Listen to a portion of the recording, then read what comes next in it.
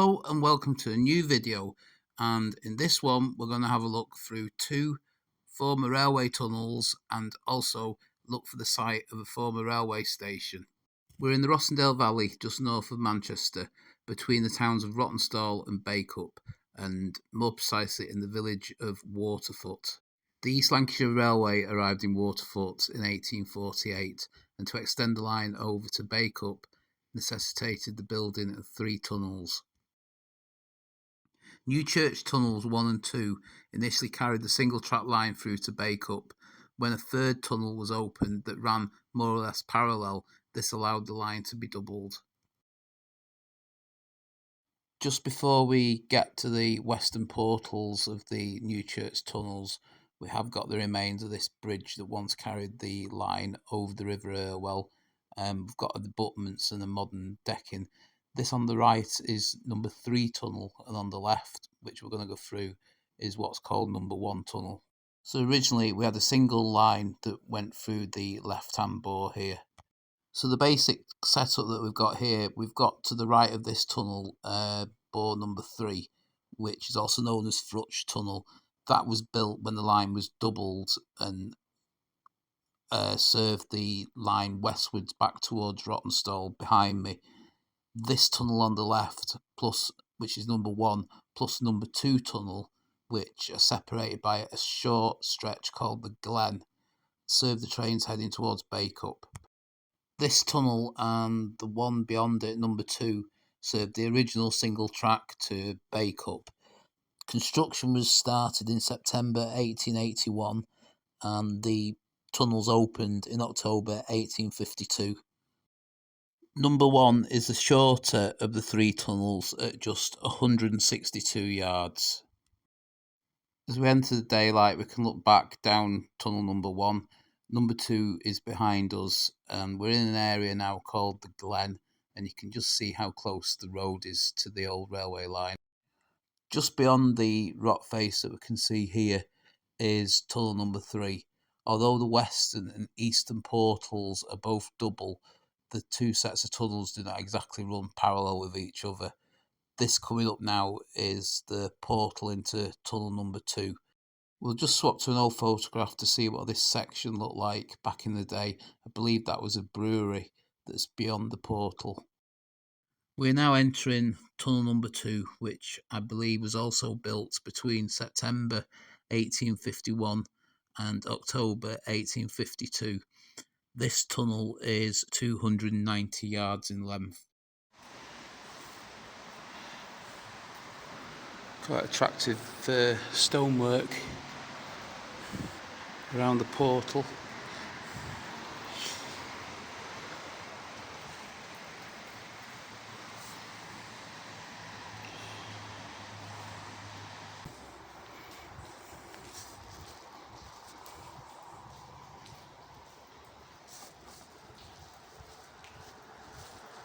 Stone so far up, probably about 8 foot, and it's brick.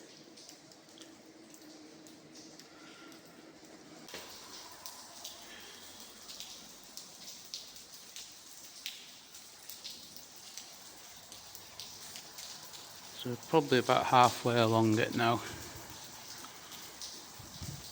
You can hear the rain seeping in.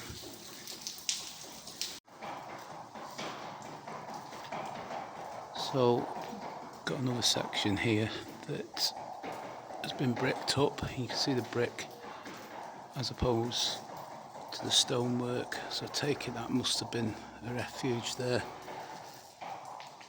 That horse does sound like a train going along the tracks, doesn't it? I've mentioned a few times about tunnel number 3 that runs parallel with these two. These two were built by the East Lancashire Railway.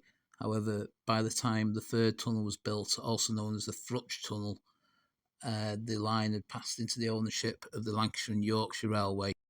Construction began in 1878 and was completed by March 1881. Looks like some repairs have taken place. This is the eastern end of tunnel number 2, and right next to it in the double portal we've got the far end of tunnel number 3, which is the longest at 592 yards in length. So this is looking back in the direction towards Rawtenstall. If we turn round, we're now looking back to where the line used to go on towards Bacup. However, we're going to go back to where we started the video. So we're going to have a look down there now towards Waterfoot Station. Just turning round, this is where we've just come from. That's the entrance to the number 1 tunnel. The station originally opened as Newchurch in 1848, and it was the terminus for the line from Stubbins Junction near Ramsbottom. The line was extended through the tunnels in 1852 to reach Bacup. In 1857, the station was resited a little bit to the east, and the goods yard was opened, which is what we can see in this photograph now. Just looking through the fence at the coal yard that now sits on the site of the original goods yard, it looks like there might be a little bit of loading dock and probably some original fencing. And we've got another section of probably what would have been part of the loading dock. In 1881, another goods yard was opened to the west of the station to coincide with the line being doubled and the number 3 tunnel opening. So on top of this retaining wall, we've got what's now the coal yard, the original goods yard again. Also, we've got this cobbled roadway that must have been the road access into the goods yard.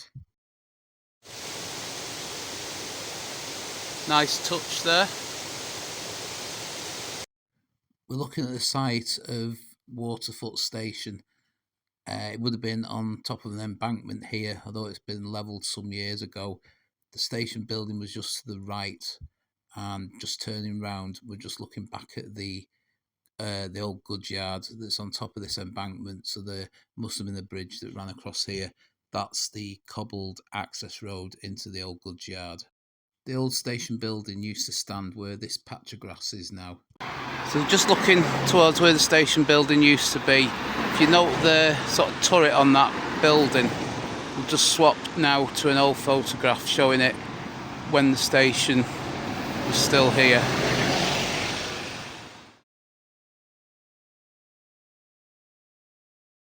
Back on Newchurch Road, and we've done nearly a complete circuit of where the station site was. The line would have run along the embankment on the right and the retaining wall, and that was the area where the original goods yard was. If we just look down there now, you can just see the portal for tunnel number 1. There was also a later goods yard, as I mentioned, and the goods shed does survive, but maybe that's for another video. So that concludes our video. Hope you've enjoyed this look at the Newchurch Tunnels and the old Waterfoot Station. If you have, please give it a like and subscribe to the channel. Thanks for watching, and I'll see you on the next video.